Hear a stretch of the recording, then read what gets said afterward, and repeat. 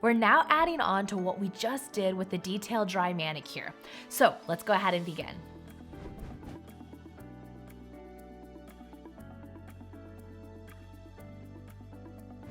So after using the micro taper and using the diamond flame to get underneath and open up that cuticle area, I'm now gonna do something that I call the chicken wing. I know it sounds crazy, but when you watch my body, it'll make more sense.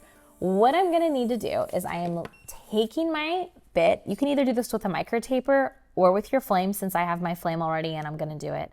I'm gonna take this skin and catch the dry skin right here, and I'm going to use the body of the flame, and I'm literally pushing into that proximal nail fold at a 120-degree angle. So you see how my elbow is out? This isn't something you can do in this kind of area. You have to be out here, hence the chicken wing, and we're laying into that proximal fold. What this is gonna do, it's gonna take the cuticle that's just kind of lifted like this, and it's gonna turn it up. That way I can take the ball bit and exfoliate. So I'm gonna show you guys this again. Just take a look. What I want to be sure I'm not doing is taking the tip and drilling into the nail plate. What I'm trying to do is just lean into that proximal fold to lift it up. I'm going to run at 12,000 RPMs. And the hardest part is catching it right here. I have to be in reverse since I'm spinning against the skin. And I have my elbow out. And as you can see, I'm already exfoliating more of the dead cuticle. Lifting it up, lifting it up. See how much more that just lifted up? I'm gonna go ahead and trace it again, not digging into the nail plate. And sometimes too, when you're doing this, the skin just exfoliates right off. This is exactly what we wanna see with doing the chicken wing technique, is we have this cuticle lifted, so we'll be able to take the ball bit and gently soften that cuticle. Before we do that though, we're gonna use the detail bit and open up this lateral fold a little more. So I'm going to use my fingers and pull back this lateral fold so that I can expose more of this fold. As you can see, the bit now can fit nicely in between that fold, but what I'm trying to achieve here is that I'm trying to get the skin to roll back from the nail plate. So I want to ensure that I'm in the forward direction when I'm working down the left side, and it's like I'm just like flossing. Very light pressure. And I want to make sure I'm always working down, never back and forth in case my client moves. That way I always have control of this tip. And she has a beautiful natural almond shape, so I don't have to pull it through as much. But what I'm going to do is I'm going to pull back the skin. I want to make sure that I'm not just using the tip, but I'm trying to use as much of the barrel. And what this does, it just cleans and creates a more, like a depth. And once we've pulled that skin out, like right here, as you guys can see it, we will use the ball bit and clean it up. Then I'm going to turn my machine on reverse and work down the right side, doing the same exact thing. Pulling and cleaning. Oh, and we're more calloused right here. So pulling and cleaning. Now, if you have a piece of skin that you just can't get, increase your RPMs, and that's when you take the point and you just tickle that area. Be very careful of your tear zones.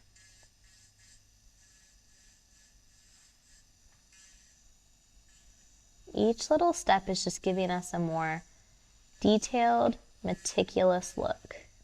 Okay, and now it's time for the ball bit so that we can exfoliate it. We've lifted the cuticle. We have different sizes depending on how large the flap of skin is. We also have different abrasiveness depending on how fine the skin or how thin it is and how thick it is. So if you were to have used nippers, I would always recommend going over that proximal fold of where you've cut with the fine. And for this case, we are actually going to use a medium. So anywhere between 10 and 20,000 RPMs, speed is your friend. We're going to exfoliate that flap. This is called skirting. So what I'm going to do is I'm going to take my e-file and in a circular motion, I'm just going to exfoliate this transparent skin. I want to also make sure that I'm pulling back the skin in the area in which I'm working. I'm in the reverse direction. Circular motions. Every time that I'm doing this, I am thinning out the skin. So some clients have more moisture in their skin, which means you're not always going to get this nice exfoliation, but you're still thinning it down. So don't always try to go for the Instagram look. Make sure you're just following and tracing that transparent ledge. There's just a little bit more, but I'm also going to make sure when I finish the manicure, I'm going to use my polishing ball. So I don't want to take off too much and risk cutting my client. When you use the detail bit, we have the skin that we pulled up and out of the groove. This is when I'm going to turn up my RPMs. I'm running now at 14,000 RPMs and I'm exfoliating this.